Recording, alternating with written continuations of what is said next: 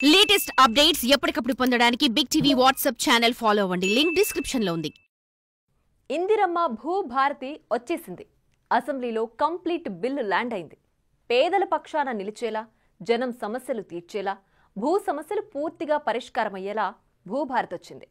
కాంగ్రెస్ చెప్పినట్లుగానే ధరణిని బంగాళాఖాతంలో కలిపేసింది. ఒక సంస్కరణ తెస్తే నలుగురికి ఉపయోగపడేలా ఉండాలి, 10 కాలాల పాటు నిలవాలి. కానీ దురదృష్టవశాత్తు ధరణితో అది జరగలేదు సరికదా. అంతకంతకు సమస్యలు పెరిగాయి. మరి రేవంత్ ప్రభుత్వం అసెంబ్లీలో ప్రవేశపెట్టిన భూభారతి బిల్లులో ఏముంది?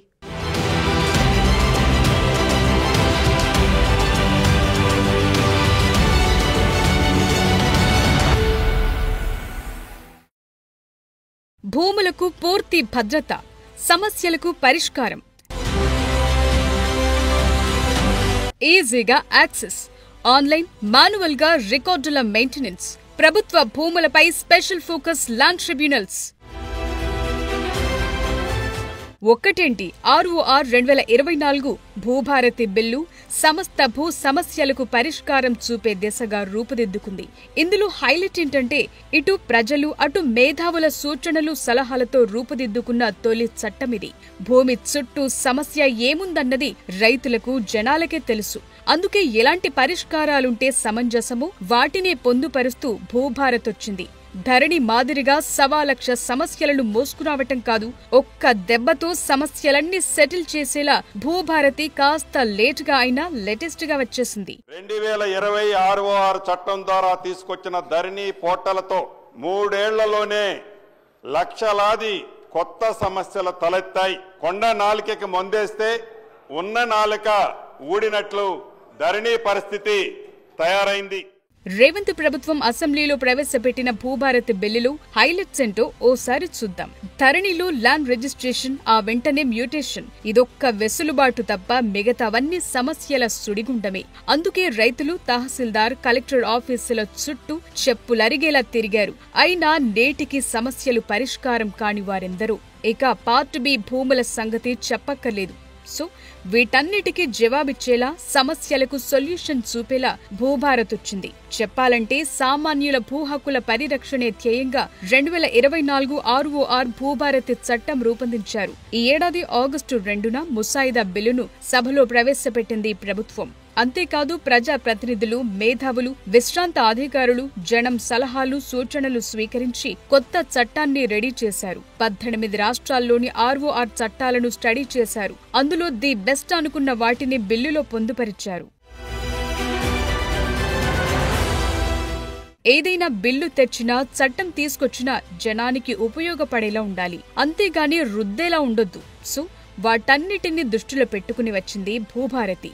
తప్పుల తడకగా వచ్చిన ధరణిని బంగాళాఖాతంలో కలిపిన భూభారతిలో చాలా ప్లస్ పాయింట్స్ ఉన్నాయి. 2020 ధరణిలోని తప్పులను అధ్యయనం చేసి భూభారతి ద్వారా సరిదిద్దటం ఒకటి, పార్ట్ బిలో ఉన్న 18 లక్షల ఎకరాలకు పరిష్కారం చూపటం రెండోది, గ్రామీణ ప్రాంతాల్లోని గ్రామకంఠం భూముల సమస్యలకు పరిష్కారం చూపటం, భవిష్యత్తులో భూ వివాదాలకు తావు లేకుండా ఎంజాయ్మెంట్ సర్వే ద్వారా శాశ్వత పరిష్కారం కల్పించడం లాంటివున్నాయి. రిజిస్ట్రేషన్ దస్తావేజుల ద్వారా వచ్చే మ్యూటేషన్ జరిగేటప్పుడు ఏవైనా తప్పులు జరిగితే అప్పీల్ చేసుకునే వ్యవస్థ ఏర్పాటు చేస్తున్నారు. భూముల వ్యవస్థలో తప్పులను సరిచేసే మెకానిజం అన్నిటికంటే చాలా కీలకం. అది ప్రజలకు చాలా రిలీఫ్ ఇస్తుంది. కానీ గతంలో ఇదే జరగలేదు.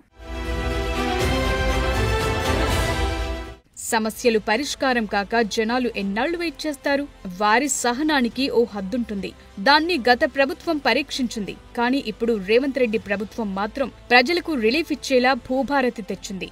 14 రకాల భూమి హక్కులపై మ్యూటేషన్ పవర్స్ ను మళ్లీ RDOకు అప్పగిస్తున్నారు. 2020 నవంబర్ 10 వరకు ఆన్లైన్లో వచ్చిన సుమారు 9.24 లక్షల సాదా బైనామా దరఖాస్తులకు పరిష్కారం భూభారతి చూపబోతోంది. అంతేకాదు దేశంలో ప్రతి పౌరుడికి ఆధార్ నెంబర్ ఎలా ఉంటుందో మన రాష్ట్రంలో భూములకు భూధార్ నంబర్ ఇవ్వబోతున్నారు. 2014కు ముందు రెవెన్యూ రికార్డుల నిర్వహణ, జమాబందీ ఎలా ఉండేదో ఇకపైన అదే విధంగా కొనసాగించబోతున్నారు. త్వరలోనే ప్రతి రెవెన్యూ గ్రామానికి ఒక అధికారి ఉండబోతున్నారు. సో ప్రభుత్వ భూమికి, ప్రజల భూమికి పక్కాగా లెక్క ఉండేలా చూస్తున్నారు. భూ వివాదాల గ్రీవెన్స్ అప్పీళ్ల కోసం ల్యాండ్ ట్రిబ్యునల్స్ ఏర్పాటు చేయనున్నారు. ప్రభుత్వ ఆస్తుల్ని, రికార్డుల్ని ఉద్దేశపూర్వకంగా ఎవరైనా తారుమారు చేస్తే CCLA ద్వారా రివిజన్ చేసుకునే ఆప్షన్ను ఈ చట్టంలో పొందుపరిచారు. అంతేకాదు ప్రభుత్వ ఆస్తుల్ని ఉద్దేశపూర్వకంగా తారుమారు చేసే అధికారులపై చర్యలు తీసుకుని శిక్షించే అధికారాన్ని ఈ చట్టం ద్వారా తీసుకురాబోతున్నారు. ఇక 2014 ముందు పాస్బుక్లు కలిగి ఉండి అనుభవదారుడిగా పొజిషన్లో ఉన్నవారు ధరణి తర్వాత రోడ్డున పడ్డారు. భూభారతిలో పట్టాదారులు, అనుభవదారులు అభద్రతా భావానికి గురి కాకుండా డీల్ చేయబోతున్నారు. అంటే ఎవరి హక్కులకు భంగం కలగకుండా చూస్తారు. రికార్డులన్నీ ఆన్లైన్లో ఉంటే చాలా సమస్యలొస్తాయి. అందుకే రెవెన్యూ రికార్డులు ట్యాంపరింగ్ జరగకుండా కంప్యూటర్ రికార్డులతో పాటు ఎప్పటికప్పుడు మాన్యువల్ కాపీలను రెవెన్యూ ఆఫీసుల్లో అప్డేట్ చేస్తూ భద్రపరచబోతున్నారు. సో ఒక దగ్గర మిస్ అయినా మరో దగ్గర పొందే ఛాన్స్ ఉంటుంది. ఒక అద్భుతమైన చట్టాన్ని బేసిజాలకి పోకుండా ప్రధాన ప్రతిపక్షంలో ఉండే అనుభవజ్ఞులైన నాయకులు ఇచ్చిన సూచనలు కూడా ఈ చట్టంలో క్రోడీకరించి ఎక్కడ చిన్న పొరపాటు జరగకుండా ఈ చట్టాన్ని తమర ద్వారా ఈ సభకి యావత్ తెలంగాణ రాష్ట్రానికి పరిచయం చేయడం జరిగింది. ధరణిలో 33 మాడ్యూల్స్ ఉంటే దాన్ని 6 మాడ్యూళ్లకు కుదిస్తున్నారు. గతంలో మాన్యువల్ గా పహాణిలో 32 కాలమ్స్ ఉంటే వాటిని ధరణిలో ఒకే కాలంకు గత ప్రభుత్వం కుదించింది. ఇప్పుడు దాన్ని 11 కాలంలకు చేస్తున్నారు. భూములకు సంబంధించి గత ప్రభుత్వం కొన్ని వివరాలు బయటకు రాకుండా పెడితే ఇప్పుడు భూభారతిలో సర్వే నెంబర్ ఎంటర్ చేసి ఎవరైనా ఎక్కడి నుంచైనా చూసుకునేలా డిస్ప్లే చేస్తున్నారు. భూభారతిలో దరఖాస్తు చేసుకున్న వారికి అప్డేట్స్ వారి మొబైల్ కే ఎప్పటికప్పుడు చేరవేయనున్నారు. గతంలో ధరణి కారణంగా అన్యాక్రాంతమైన భూముల వివరాలను భూభారతి ద్వారా బయట తేబోతున్నారు. 2014 ముందు సబ్ రిజిస్ట్రార్ ఆఫీసుల దగ్గర ఉన్న ప్రభుత్వ భూముల జాబితాలోని రెవెన్యూ, ఎండోమెంట్, వక్ఫ్, భూదాన్, ఫారెస్ట్ వంటి భూముల వివరాలను ధరణిలోని డేటాతో పోల్చి చూసి అన్యాక్రాంతమైన భూముల వివరాలను బయటకు తేబోతున్నారు. అంటే ఎక్కడ ట్యాంపర్ జరిగి ఆ భూమి ఎవరి ఖాతాలోకి వెళ్లాయో పాలకు పాలు, నీళ్లకు నీళ్లు తేలబోతున్నాయి. సో అటు ప్రభుత్వ భూముల పరిరక్షణ, ఇటు సామాన్య జనం భూమి హక్కులు కాపాడేలా, సమస్యలుంటే వేగంగా పరిష్కారం లభించేలా భూభారతి సరికొత్తగా వచ్చింది. ఇది హిస్టారికల్ కావటం ఖాయమే. ఎందుకంటే దేశం నలుమూలలా స్టడీ చేసి ది బెస్ట్ ప్రాక్టీసెస్ ను అందుబాటులోకి తెస్తున్నారు. సో రైతులకు, సామాన్యులకు చాలా రిలీఫ్ దొరకబోతోంది.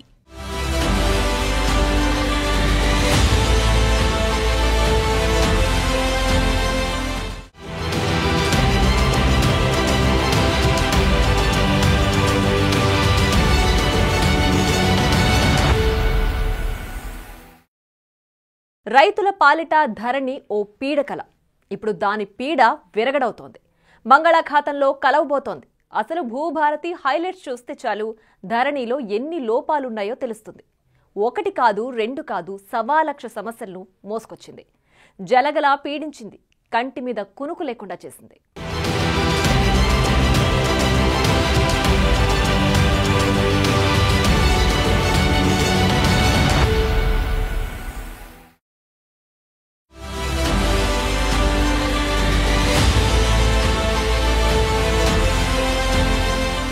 ధరణి రద్దు అనగానే బీఆర్ఎస్ నేతలు ఎన్నికల ముందు నుంచి ఉలిక్కి పడుతూ వచ్చారు. సాఫ్ట్వేర్ తయారు చేసిన కంపెనీ దగ్గర నుంచి దాని మెయింటెనెన్స్ లోపాల దాకా సవాళ్లు, ప్రతి సవాళ్లు నడిచాయి. బాగా నడుస్తున్న వ్యవస్థను మార్చాలని నాడు కేసీఆర్ అనుకోవటం, హడావిడిగా ధరణి తీసుకురావటంతో రైతుల గుండెల్లో బాంబ్ పేలినంత పనయ్యింది. నిజానికి ధరణి రావటం వెనుక సంస్కరణల మాటేంటో గాని భూముల మాయాజాలమే ఎక్కువ నడిచింది. ప్రభుత్వ భూముల రికార్డులు చాలా వరకు మారిపోయాయి. ప్రైవేటు వ్యక్తుల చేతుల్లోకి వెళ్లాయి. ఇప్పుడు వాటిని తవ్వి తీసే పనిలో కాంగ్రెస్ ప్రభుత్వం ఉంది.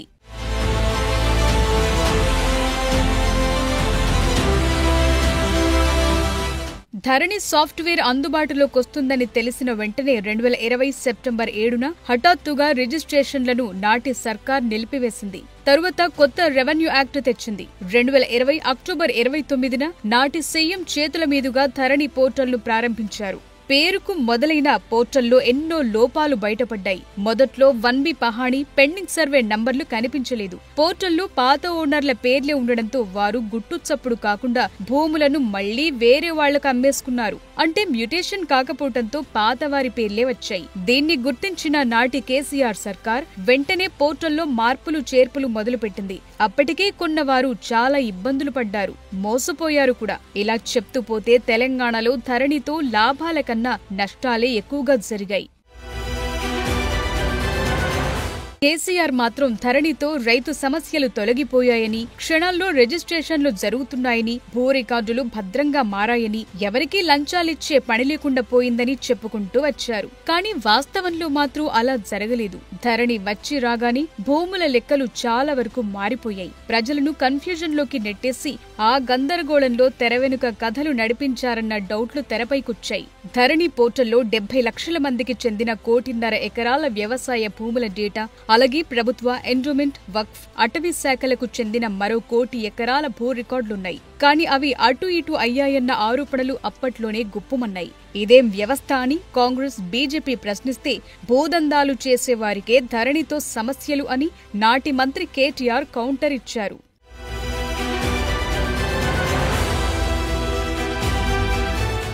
నిజానికి ఒడిశాలో ఈ ధరణి రిజిస్ట్రేషన్ పేరుతో వ్యవసాయ భూముల కోసం 2010 జనవరి 4న ILNFS సంస్థ కొత్త వ్యవస్థ తీసుకొచ్చింది. అదే మోడల్లో కేసీఆర్ ధరణి తీసుకొచ్చారు. ఒడిశా అమలు చేసిన విధానంపై గతంలో కాగ్ అక్షింతలు కూడా వేసింది. ఒడిశాలో ఫెయిల్ అయిన వ్యవస్థపై కేసీఆర్ నాడు వెనక్కు తగ్గలేదు. పైగా దేశంలో అదే అద్భుతమైన వ్యవస్థ అని కలరింగిచ్చారు. కేసీఆర్ ధరణి బావుందని అన్నారు తప్ప డేటా సేఫ్టీ, ఈ సైట్ను నిర్వహించే సంస్థల గురించి అస్సలు మాట్లాడలేదు. రైతుల సమస్యలన్నీ తీరిపోయాయని చెప్పినా అన్ని జిల్లా కలెక్టరేట్లలో, ప్రజావాణిలో ధరణిపైనే ఎక్కువ అప్లికేషన్లొస్తే మాట మాట్లాడలేకపోయారు. పోర్టల్ను ఎవరు నిర్వహిస్తున్నారని సమాచార హక్కు చట్టం కింద ఎన్ని దరఖాస్తులు పెట్టినా CCLA నుంచి రియాక్షన్సే కరువయ్యాయి. అది ధరణి మాయాజాలం.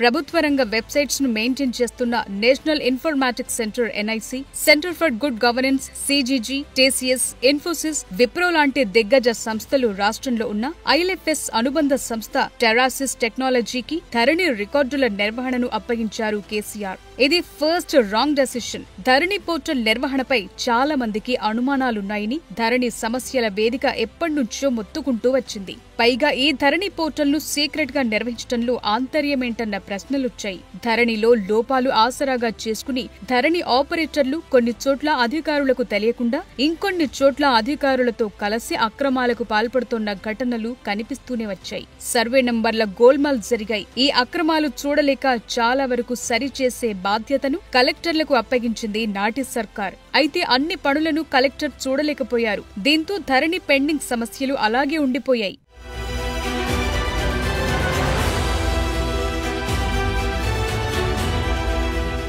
అసలు రిజిస్ట్రేషన్లు ఎన్ని రకాలుంటాయన్న కనీస అవగాహన, కనీస కసరత్తు లేకుండానే రాష్ట్రంలో ధరణిని లాంచ్ చేశారన్న విమర్శలున్నాయి. భూముల రిజిస్ట్రేషన్ రైతుల నుంచి రైతులకు మాత్రమే ఉండదు. రైతుల నుంచి కంపెనీలు, కంపెనీల నుంచి సొసైటీలు, NRI రిజిస్ట్రేషన్లు, ఇలా రకరకాలుగా ఉంటుంది.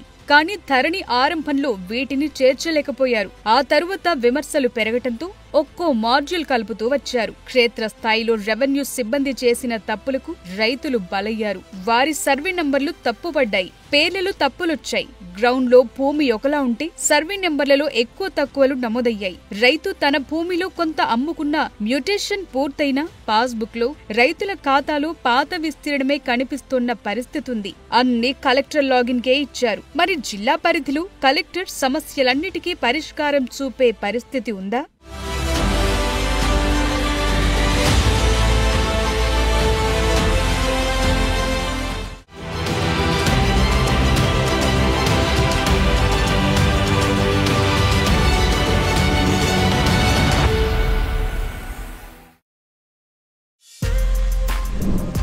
For more videos like this, subscribe Big TV channel.